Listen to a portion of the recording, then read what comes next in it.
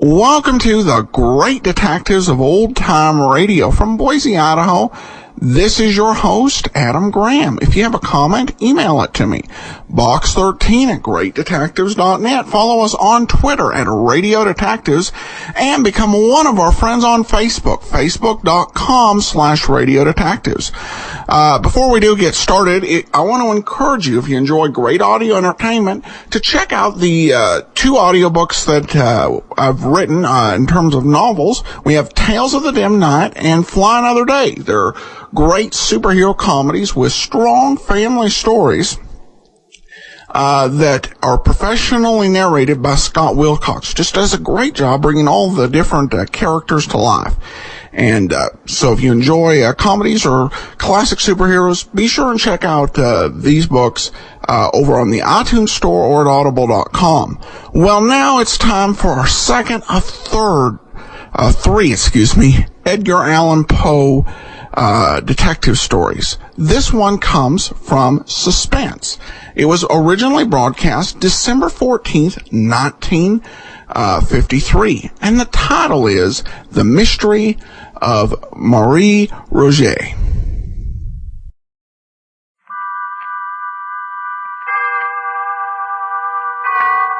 Autolite and its 98,000 dealers bring you Mr. Cornell Wilde in tonight's presentation of Suspense.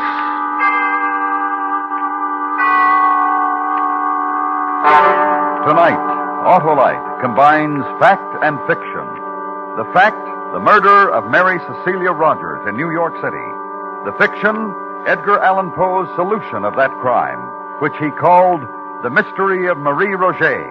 Our star, Mr. Cornell Wilde.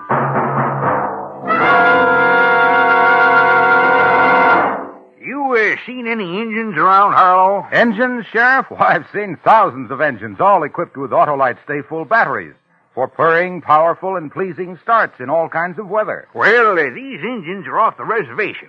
And there are no reservations about an Autolite stay-full battery. It states right on the case, needs water only 3 times a year in normal car use. Well, these engines didn't like life on the reservation. Life? Why, the Autolite stay-full battery has long life.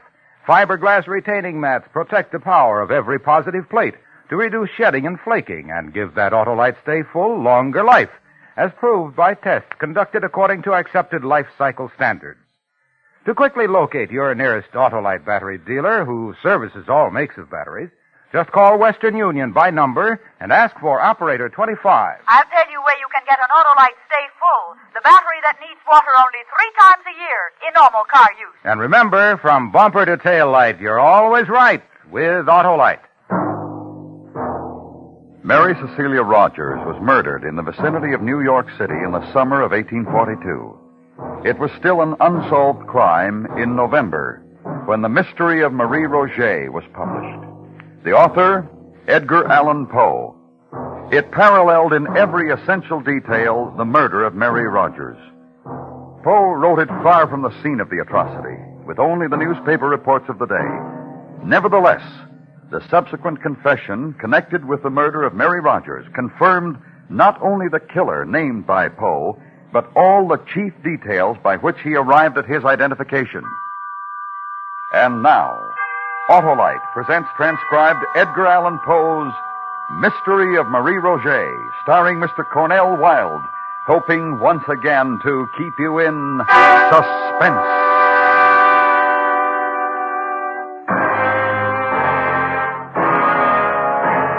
Good evening. My name is Dupin. I should like to extend an invitation. Regard first, a certain event which truly occurred in New York City on a warm summer night in 1842. Secondly, I invite you to employ your imagination and displace that same event intact with all of the essential facts to a cobbled Old World Paris, on an identical, warm and fragrant summer night in the same year.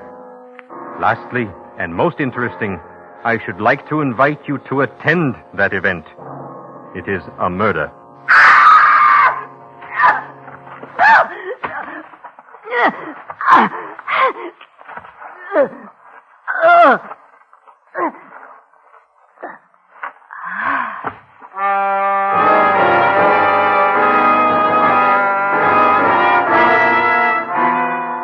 The general design and mental character of the atrocity, indeed, the first knowledge of its occurrence, came to my attention on Wednesday night, the 25th day of June.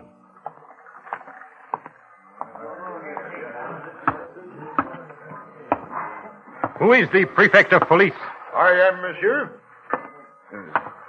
Dupin? Yes, monsieur. Oh, thank you for coming, monsieur. I wasn't certain my messenger would find you. This way, monsieur. Please. Andre, the lantern for Monsieur Dupin. Mm-hmm. She died harshly. Yes. Beaten, choked, drowned. Oh, yes, quite harshly. She was beautiful, monsieur. Once, perhaps, yes. Still, Mademoiselle what? In life she had a name, in death she must also have a name. Any of you? I have asked, monsieur, but none of them know her. But her clothes and jewels say she was known Dupin. Good clothes, torn and disordered in her terrible struggle, but good. And the jewelry, not expensive, but tasteful. This woman, in my opinion, Dupin, was known. And loved, Monsieur the Prefect. No doubt. Dupin, this is why I sent for you. I've been through these things before. The newspapers will write stories, the reporters will make conjecture. Although there is no name for her now, there will eventually be a name.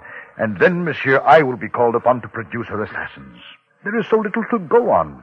The eyes of the public will be upon me, and my honor is at stake. And my honor, too, monsieur, if I am involved in the investigation. Dupin, listen. There is a fund at the prefecture, a sizable fund which I am authorized to use when circumstances arise. For your services, I am willing to make a direct and liberal proposition. Dupin, you will help me find the answer to this woman's death. I cannot refuse.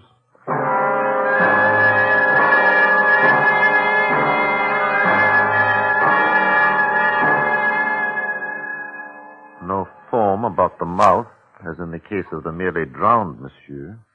Here, bruises, impressions of fingers. It was a strangulation by hand and by this cord, monsieur. Yes. Doctor? Yes, Dupin? An ingenious knot in that cord, don't you think?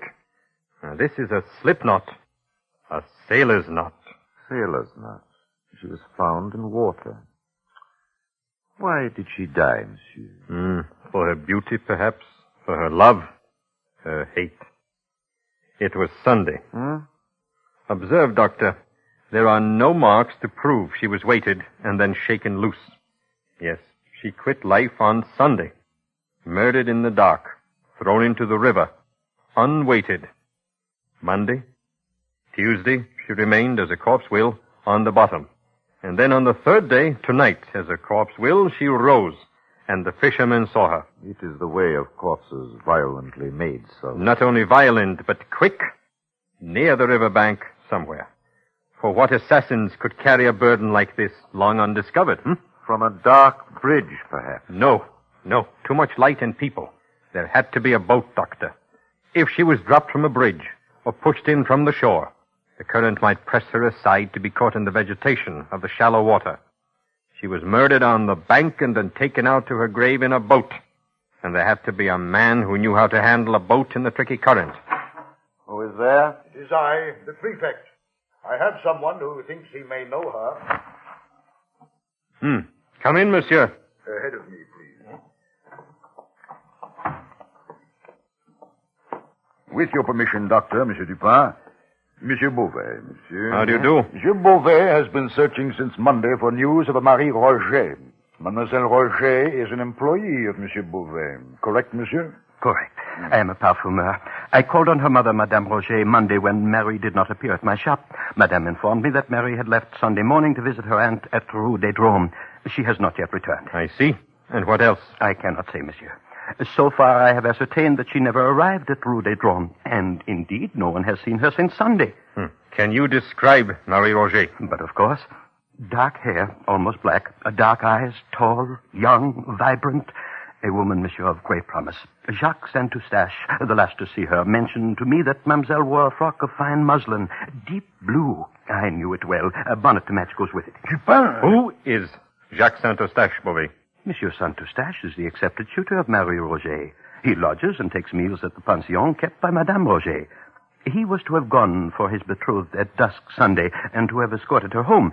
In the afternoon it rained heavily, and supposing that she would remain at her aunt's, he did not think it necessary to keep his promise. She has stayed there under similar circumstances.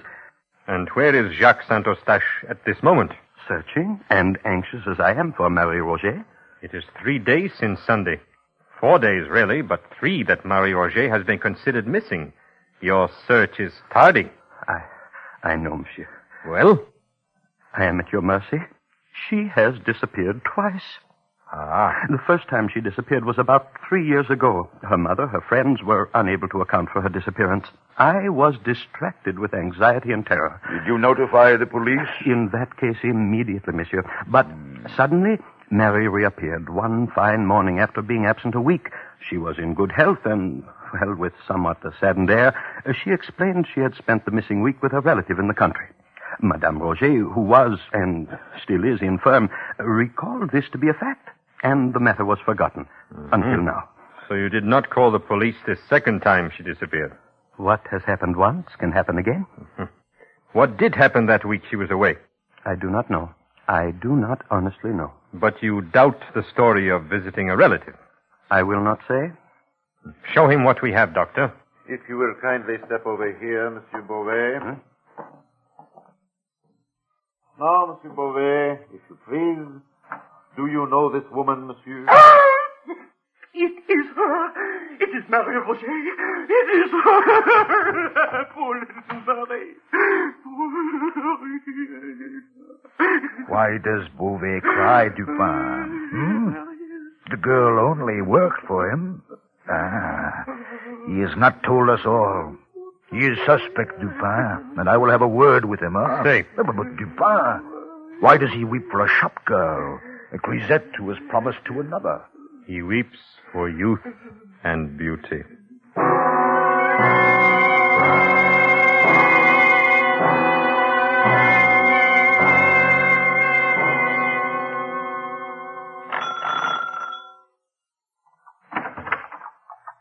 Yes, monsieur? I am Dupin, Madame Roget.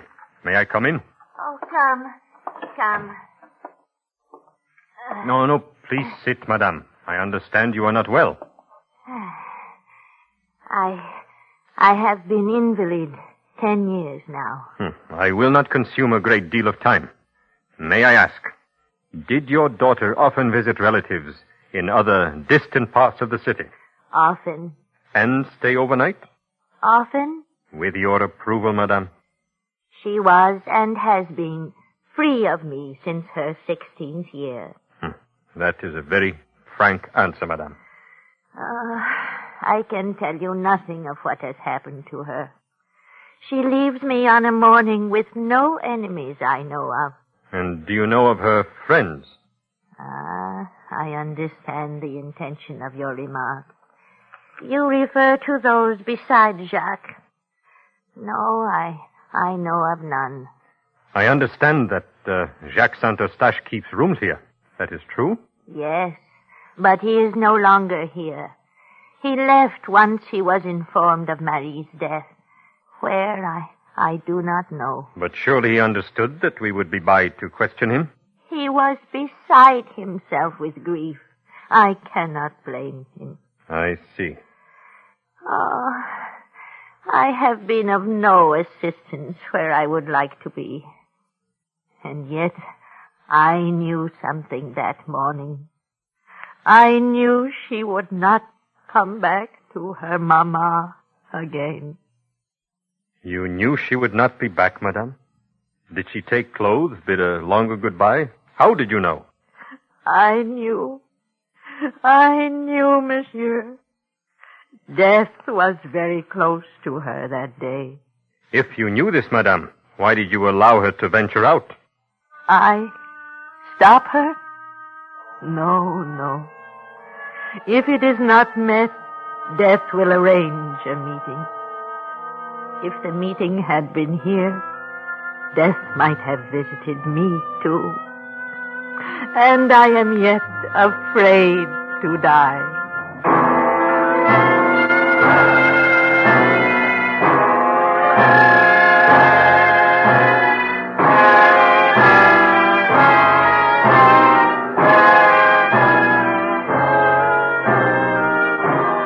Autolite is bringing you Mr. Cornell Wilde in Edgar Allan Poe's The Mystery of Marie Roget.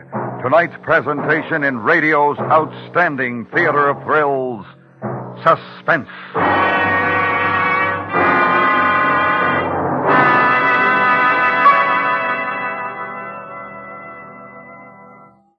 I got him, Harlow. An Indian, Sheriff? Nope.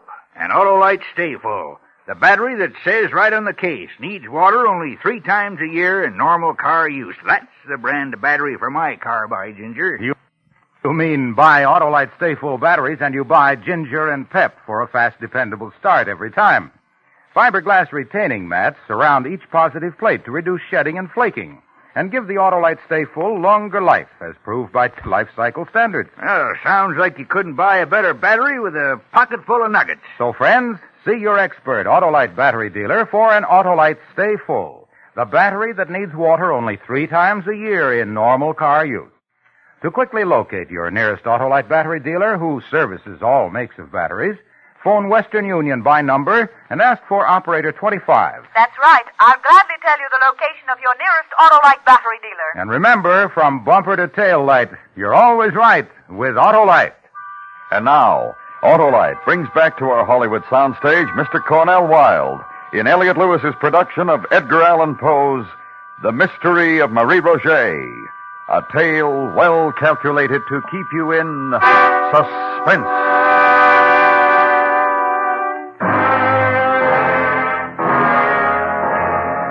Dupin, again.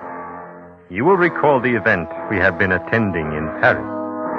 I invite you now to keep in mind the solemn fact that Marie Roget died violently, that her lover, Jacques Saint-Eustache, is missing. Where she died, who administered her death, for what reason, remain to be known. Attend at this point another event, if you will, which was arranged by that zealous and righteous man, the prefect of police.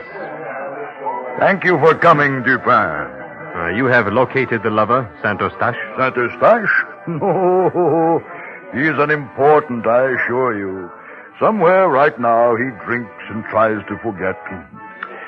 But what I have here is important, most important. Madame Dulac, if you please.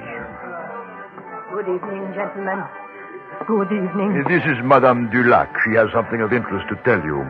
And I have something of interest to show you. Good evening, madame. I have maintained this tavern many years, right here, close to the bank of the river. No fear with me, madame. I have no authority to do anything but respect your person and your thoughts. Oh. And what is this information? I saw a young woman here Sunday. Monsieur says it was Marie Roget. It was, definitely. Just a moment. Sunday, madame? Yes. Mid-afternoon, later perhaps. Where? Right here in my tavern. She arrived accompanied by a young man of dark, swarthy complexion. The two remained here for some time. On their departure, they took the road through some thick woods that way. Toward the river, Dupin. And this is a secluded neighborhood. Go on, madame, go on. Go on. Soon after they left, a gang of miscreants made their appearance at my place of business. They behaved boisterously. They ate and drank without payment, then left and followed the route of the young girl and the young man that same way. I see. About dusk, the same gang reappeared and recrossed the river in great haste. I see. And you are certain it was Marie Roget? Never fear. My men spoke with an unnoticed driver, a man named Valence, who knew Marie Roget. He claims he saw her cross the Seine on the Sunday afternoon in question with a swarthy man who fits the exact description of Madame. And what else, monsieur? Oh, I will show you. Come.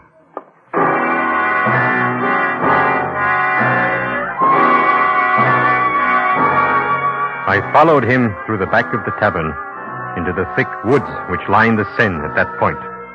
He stopped when we had come to a close thicket, within which were 3 or 4 large stones, forming a kind of seat with a back and footstool. Note, Dupin, a white petticoat here.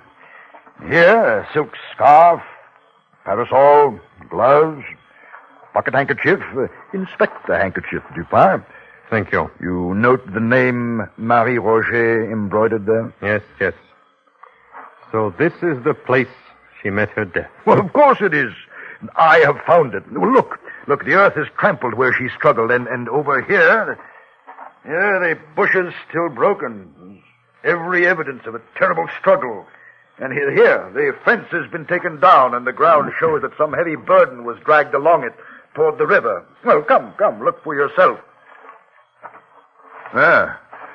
What say you now? I am wondering. Wonder? Well, we have facts now, sir. Important facts. Do you recall a strip of one of the unfortunate girl's petticoats had been tied about her mouth, probably to prevent her screams? I do. This was done by fellows who had no pocket handkerchiefs. Miscreants, Dupin.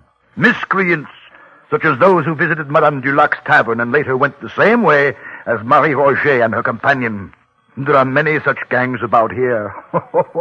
All we have to do is locate them. And I know how to do that.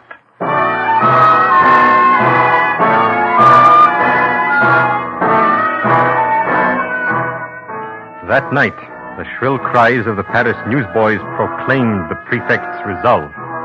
He offered a reward of 20,000 francs and a full pardon for any king's evidence. It was an accepted conclusion that Marie Roget had been waylaid and slain by a gang of miscreants in the vicinity of Madame Dulac's tavern. Well, are you defeated, Monsieur Dupin? Now that I have solved the mystery of Marie Roget? No, monsieur. Oh, I have doubled the reward. Soon one of the miscreants will come forward, then you'll see. 40,000 francs should be temptation enough. 20,000 was temptation enough. Huh? No one will come forward, monsieur. A gang, such as is hoped for, would be composed of men who have never seen more than 100 francs at one time. 20,000 would bring all of them, if they had any knowledge of Marie Roget's murder. Oh, they're just waiting. You know that. Waiting? When each is in jeopardy because of the other? We shall see, Dupin. Wait. It was one man. Huh? A man who dragged the body of Mademoiselle to the river's edge. A gang, even 2 men, could have carried it. A gang would have lifted it over the fence easily, instead of taking a fence down, as it was taken down. One man labored hard. Well, my conjecture is as good as yours. Are you talking of Saint-Eustache? No. No. He is quite unguilty. Monsieur, allow me to point out that the newspapers, the police, all have identified themselves with what apparently happened. We must consider what did not happen. First, a gang did not set upon her and murder her. Secondly, Marie Roget had no intention of visiting her aunt at Rue des Drômes when she left her mother and lover last Sunday morning. Dupin, if you have confident information, explain yourself. I have the same information as you.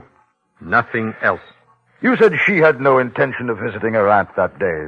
Why do you say that? Monsieur, consider what might have happened if her intended, Jacques Saint-Eustache, had called for her at her aunt's and discovered she was not there, that she had not been there all day. He would have been chagrined, suspicious, angry. Saint-Eustache would have been all these. Something for Marie Roget to worry about when she returned home. But nothing to worry about if Marie did not intend to return home. Point to consider, perhaps. Go on. Consider that she kept a rendezvous instead. This we know. A rendezvous with a swarthy man. We have been told that by 2 witnesses who saw him. Now, monsieur, I ask you, as I have asked myself, did this swarthy companion allow Marie to be slain before his eyes? Or was he himself slain trying to help her? If so, where is his body? Well, he left her before she was set upon, obviously. Did he leave her alone in such a dark district? They quarreled. Indeed they did. Another question. Marie Roget's death is known everywhere in France. Why has he not come forward to help us clear up the mystery? Many reasons. Perhaps he's married. He's left. He's uninformed. He has a swarthy complexion. A sea complexion. A well-attested fact. Now, accumulate that with the cord that was tied about her neck in a sailor's knot. Monsieur Dupin, I have not the... And the need of a skilled boatman to handle a boat on the river to dispose of the body. But it could be no, anyone. It could not. What? Marie Roget was a gay, not an abject girl. No common seaman for her. An officer, a naval officer, monsieur. Like the one who might have led her into a false elopement the first time she disappeared. 3 years pass. The approved time for a French man of war to consume encircling the globe. The officer returns, thinking of the same coquette, Marie Roget. The same bargain.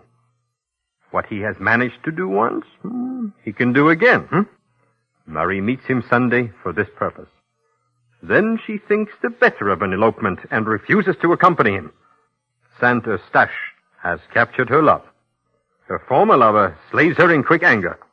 He drags her body to the river, commandeers a boat. Where do I find him? On whatever ship has arrived from the world cruise. His name? What is his name, Dupin? Inquire for the name of the young officer who has applied for leave to get married. But there must be many such among a ship's complement returning after a long cruise. Agreed. But, Monsieur le Prefect, there is only one naval officer who has returned to his ship without a bride. Andre! Andre! We leave at once for the naval yards.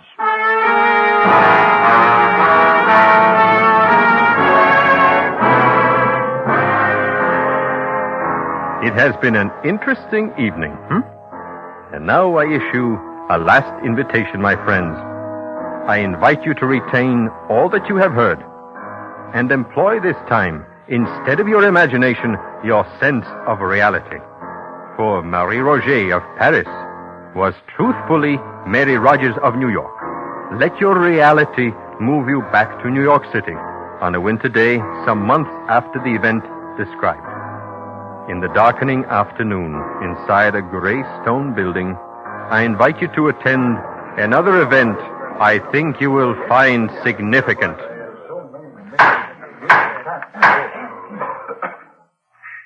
Ensign Robert Bryant Wilson.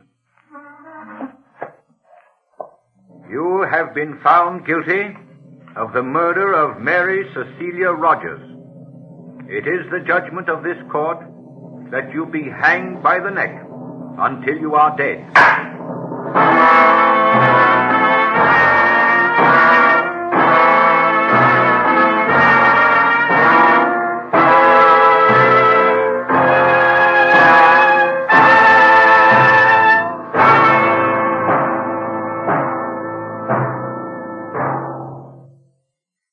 Suspense. Presented by Autolite. Tonight's star, Mr. Cornell Wilde. This is Harlow Wilcox speaking for Autolite, the world's largest independent manufacturer of automotive electrical equipment. In 28 plants from coast to coast, Autolite makes over 400 products for cars, trucks, tractors, planes, boats, and industry. These products include bumpers, die castings, industrial thermometers, and batteries, such as the famous Autolite Stay Full, ignition-engineered Autolite spark plugs, both standard and resistor types, voltage regulators, wire and battery cable, Autolite Bullseye sealed beam units, and Autolite original service parts for all Autolite electrical systems. Autolite is proud to serve the greatest names in the industry. So, from bumper to tail light, you're always right with Autolite.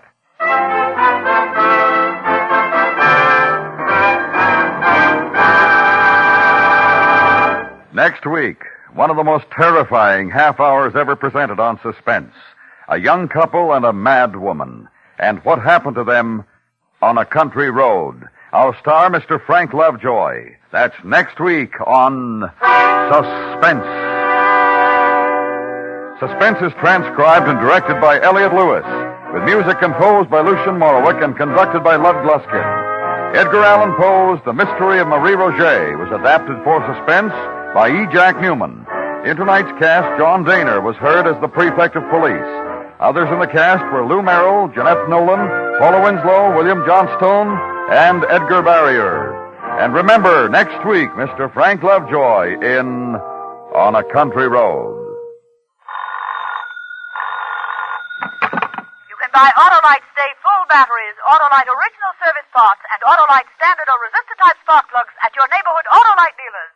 Switch to Autolite. Good night. This is the CBS Radio Network.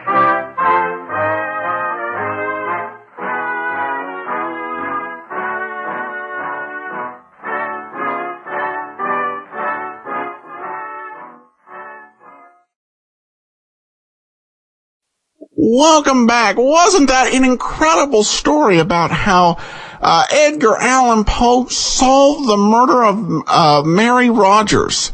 There's only one problem with it. The entire thing is a complete fabrication. The actual murder, in terms of Edgar Allan Poe solving the case, Edgar Allan Poe's solution didn't solve the case. In fact, it remains unsolved right up until this day.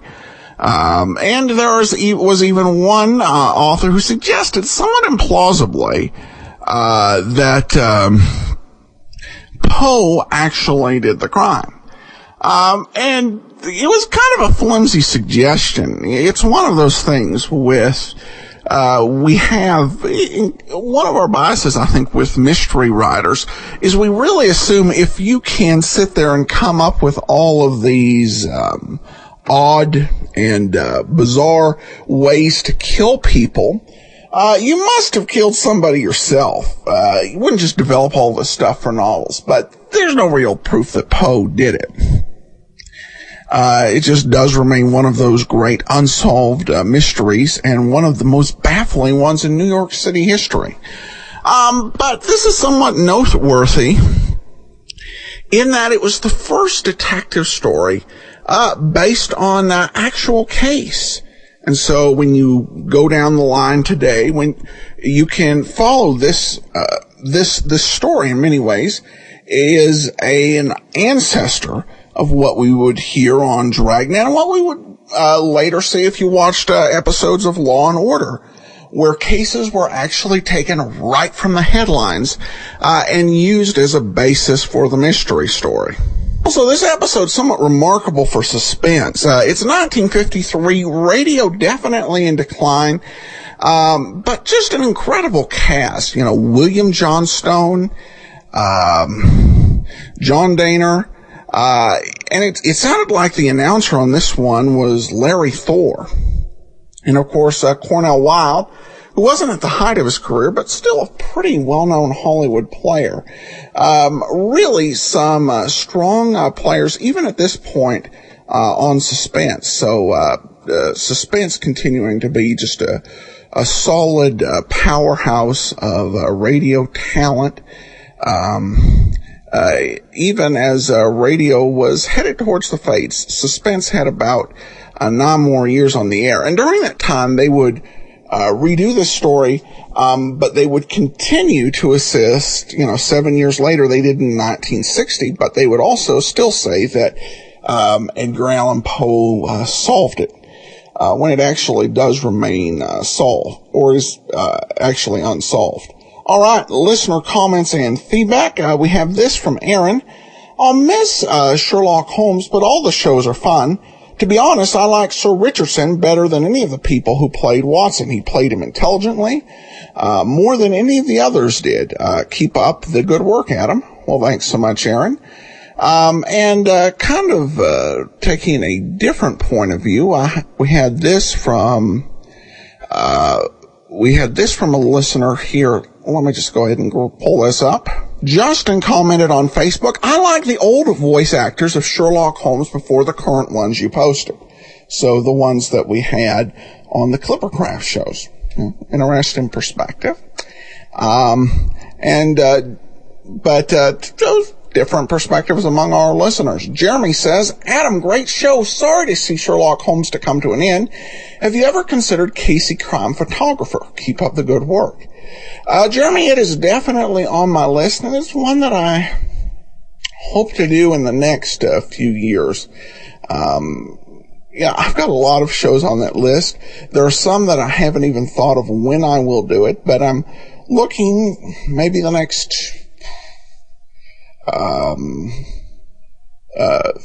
3-4 years, but we will see on that.